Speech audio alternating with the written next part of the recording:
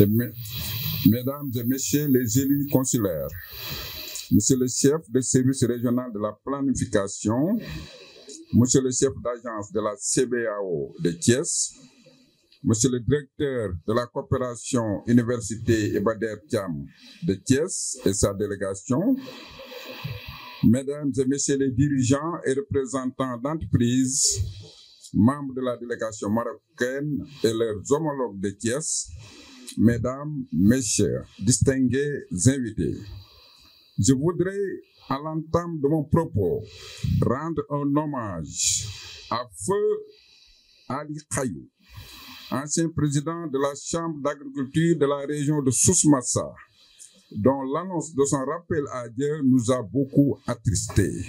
C'est avec un immense plaisir que la Chambre de commerce, d'industrie et d'agriculture, ainsi que la Chambre des métiers de la région de Thiès, vous reçoivent ce jeudi 7 novembre 2024 à l'occasion de la mission marocaine qui a démarré depuis le lundi 3 novembre à Dakar. Plaisir d'autant plus grand de revoir notre très cher collègue, M. Saïd Dor, depuis 2010 et de renouveler l'accord de coopération signé depuis le 11 décembre 2009 entre nos deux institutions. La signature d'un protocole d'accord entre la Chambre de commerce, d'industrie et de services de Souss-Massa sera motivée par la mise concrète d'un compagnonnage consulaire portant sur la création d'un cadre général de développement, de diversification et de coopération économique sur une base mutuellement avantageuse entre nos ressortissants. Le partage de bonnes pratiques entre nos services d'appui aux entreprises qui devront avoir des séances de partage avec leurs collègues. Cela peut être sous forme de mission benchmarking au Maroc. Ainsi, la formation, la participation des opérateurs économiques aux événements économiques dont les calendriers respectifs seront partagés. Nous espérons qu'elles nous permettront d'identifier les perspectives de joint venture et de développer un réseau d'affaires solide entre nos deux régions avec le futur corridor Maroc-Sénégal. Ce qui est parfaitement en phase avec les relations séculaires entre le Sénégal et le Royaume du Maroc, renforcées par les directives de nos dirigeants, son Excellence Mohamed VI, roi du Maroc, et son Excellence Bassirou Diomaye Diakhar Faye, président de la République du Sénégal. Notre pays, le Sénégal, est le premier partenaire économique du Royaume du Maroc en Afrique et la diplomatie économique du Maroc est de plus en plus globale, épouse parfaitement la nôtre, en témoigne le constant partage d'expérience du Maroc avec le Sénégal. La présentation que va faire M. Sidibé, chef du service régional de la planification, vous permettra de comprendre la vision de développement des Thiès et d'explorer les opportunités d'investissement dans les secteurs clés. Et à ce titre, nous espérons que le plateau d'affaires et les rencontres B2B seront féconds de part et d'autre, vont se conclure avec des partenariats durables entre vous et pourront favoriser les collaborations pour la promotion économique.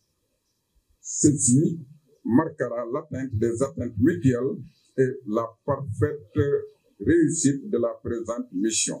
Bismillahirrahmanirrahim.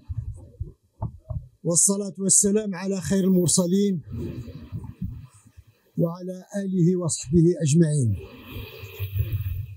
Monsieur Modo Diop, président de la Chambre de commerce, d'industrie et d'agriculture de Thiès. Monsieur Amadou Mokhtar Sem, président de la Chambre des métiers de Thiès. Monsieur le directeur de la CBAO, le représentant du directeur. Madame la secrétaire générale de la Chambre de commerce de Thiès. Monsieur Malik Sidibé, chef de service régional de la planification. Professeur Ousmane Gueye, directeur de la coopération Université Iba Der Thiam de Thiès et sa délégation. Mesdames, Messieurs, vraiment je suis très ravi et heureux de me trouver aujourd'hui, après 14 ans. J'espère que les prochaines étapes ne prendront pas autant de temps. Nous, les opérateurs, nous, les institutionnels, pour aller de l'avant dans la coopération entre le Sénégal et le Maroc et bien entendu entre les différentes régions dans la région de Thiès. Je n'ai pas besoin de rappeler, vous le savez, mais mes compatriotes le remarquent, les énormes potentialités de votre région. Ces énormes potentialités qui devraient être exploitées par les opérateurs économiques des deux régions afin de construire des partenariats bénéfiques et pérennes.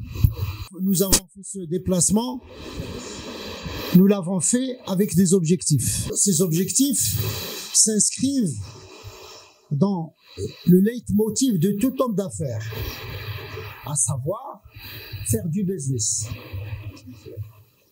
Pour cela, nous avons besoin, évidemment, et ça, je vous parle de quelques années d'expérience, modestement, on doit sortir du cap du souhait au cap de la réalisation. Je crois que ici, nous avons la représentation de la Chambre de commerce, d'industrie et d'agriculture, la vôtre.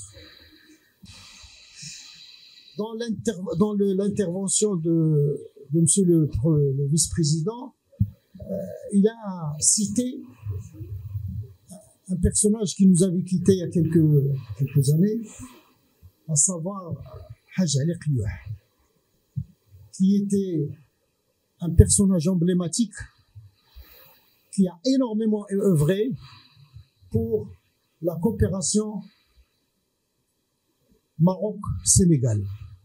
Une ligne maritime entre Agadir et Dakar a été lancée depuis longtemps et j'ai l'espoir, et nous avons l'espoir, qu'elle va aboutir bientôt, puisque j'ai de bonnes nouvelles, comme quoi cette ligne maritime pourrait avoir le jour dès les premiers mois de janvier prochain. L'artisanat, c'est un creuset et c'est un levier de développement extraordinaire.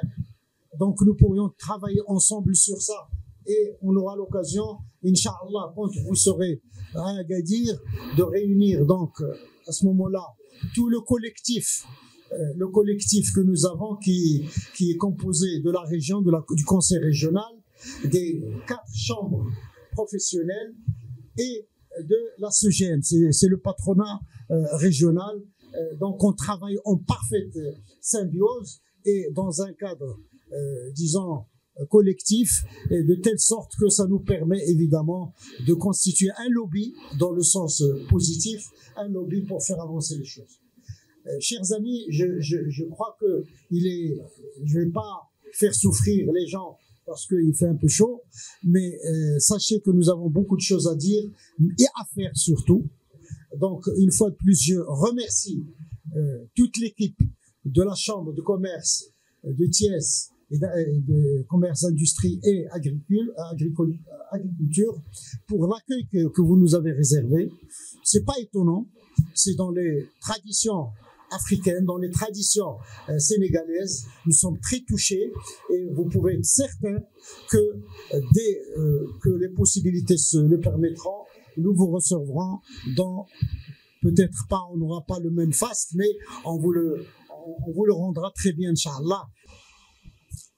Nous sommes la première région exportatrice de primeurs dans tout ce qui est légumes, première région en termes de production halieutique. Nous avons 180 km de côte, donc par rapport à tout ce qui est ressources halieutiques. Nous avons 800 espèces endémiques de plantes aromatiques et médicinales, Et nous sommes bien sûr le premier producteur et exportateur d'huile d'argan. C'est notre baobab, si vous voulez, donc, dans notre région. Alors, les secteurs phares nous sont l'agriculture, la pêche et le tourisme. Nous avons presque 450 000 hectares. Et nous contribuons, comme j'ai dit tout à l'heure, à 8,4% du PIB national agricole. La pêche, il y a 600 000 emplois qui sont créés par la pêche. Nous contribuons à 24% au PIB national. Nous sommes le premier parc dédié à l'industrie halieutique a été créé à Agadir. Et en matière de tourisme, on est la première station balnéaire du royaume et la deuxième destination au niveau national.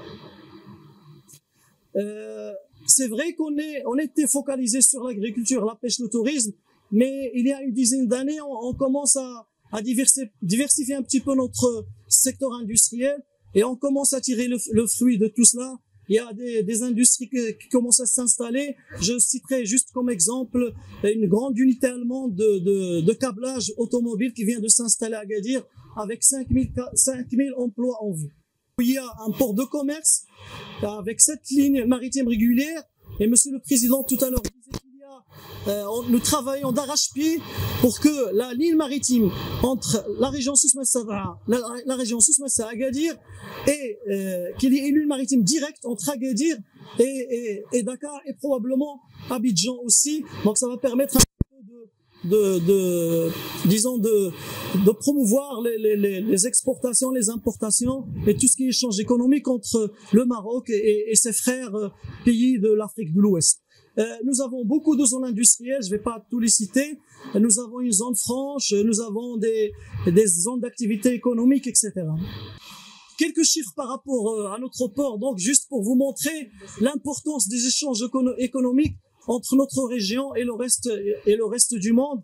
Je pense que nous sommes le troisième port au niveau national en termes de trafic. Donc bonjour monsieur l'ambassadeur, bonjour la délégation marocaine, bonjour mes deux présidents, chambre consulaire. Ma patronne c'est la secrétaire générale, hein, c'est elle qui me commande au niveau de la région. Donc, je vois certaines similitudes quand même entre ce que vient de présenter votre membre de votre délégation et notre région. Hein. Nos agriculteurs familiaux, bon, ça ne marche plus. En 2024, c'est 0,5 hectares, ce n'est pas de l'agriculture. Il faut 100 hectares, mais ça demande certaines conditions et une technicité moderne. Quoi. Donc, recherche de marché aussi. Pour les produits agricoles, Made in Thiès, tout ce qui est maraîchage, arboriculture, et je sais que le Maroc est très développé pour la transformation de ces produits. Donc les produits sont là, on n'a pas d'industrie pour les transformer. Donc voilà des niches de coopération qu'on peut explorer. Mise en place d'infrastructures privées, parce que là où on produit le maraîchage et les arbres fruitiers, on n'a pas d'unité de conservation. Souvent, ça pourrisse. Je crois que c'est une aberration de produire et que ça pourrisse alors qu'à défaut de structure de stockage et de transformation. La production, elle est bonne. On ne peut pas tout absorber. Des fois, on va à l'extérieur. Mais ce serait bien d'avoir des unités de transformation. Parce que moi-même qui vous parle, si j'ai besoin de, je ne sais pas, de faire du lentille le soir avec mes enfants, je vais à Auchan, je prends des lentilles venant de, je ne sais pas, Tunisie, Maroc, Espagne, alors qu'on peut les produire ici. On a 2 usines de montage de véhicules, une usine de production agricole et une zone industrielle, mais qui se trouve à Sandiara. Bon, mais c'est pas loin, c'est dans la région. C'est la plus. Et là, c'est la liste de les minéraux qui existent dans notre région. Donc, le sable, on a localisé. On a de nombreux hôtels qui projettent ce secteur au premier rang national. Donc notre région, en matière de touristique, c'est la première région touristique du Sénégal. Avec notre Sali, Somone, Ngaparou, Pointe-Sarré et Mbodiène.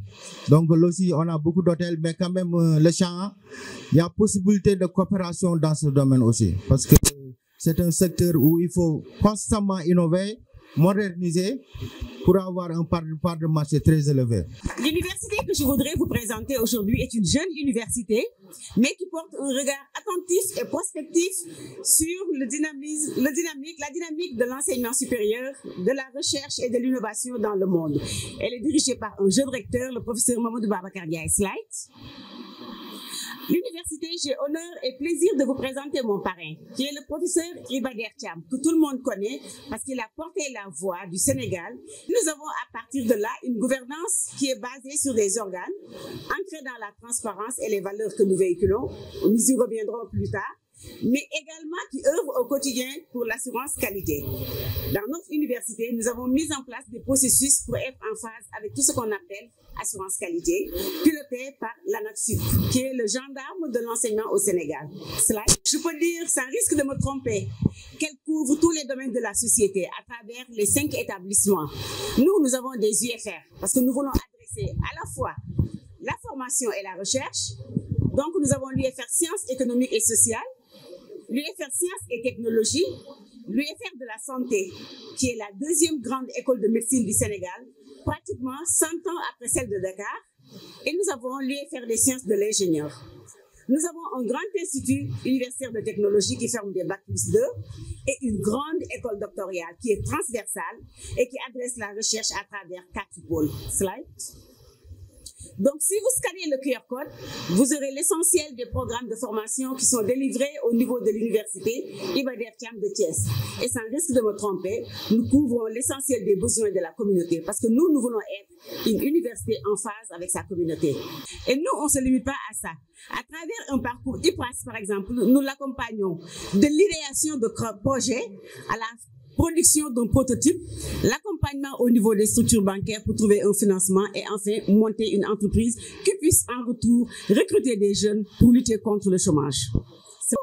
Thiès est devenu un hub universitaire avec les écoles militaires, les ISEP, l'université, les écoles d'ingénieurs.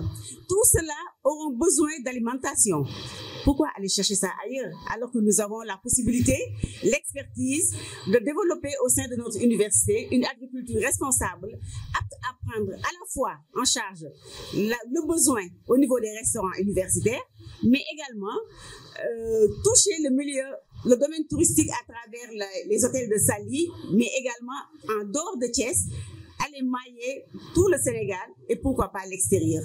Donc voilà les raisons qui ont motivé la création du domaine agroécologique, qui en plus de fournir de la nourriture de qualité, va accompagner les habitants des villages environnants, mais également de la région de Thiès à avoir des éléments à transformer parce que nous voulons nous positionner sur une chaîne de valeur, du champ à la fourchette. Par la même occasion, je voudrais vous informer que nous avons une filière en tourisme très dynamique. Donc, ce qui va être produit va être distribué au niveau des groupements de femmes, des groupements de jeunes, pour qu'ils puissent avoir de la matière transformée et avoir des revenus stables. Enfin, ce projet, c'est pour que notre université change radicalement le visage de notre ville d'implantation, à savoir Thiès.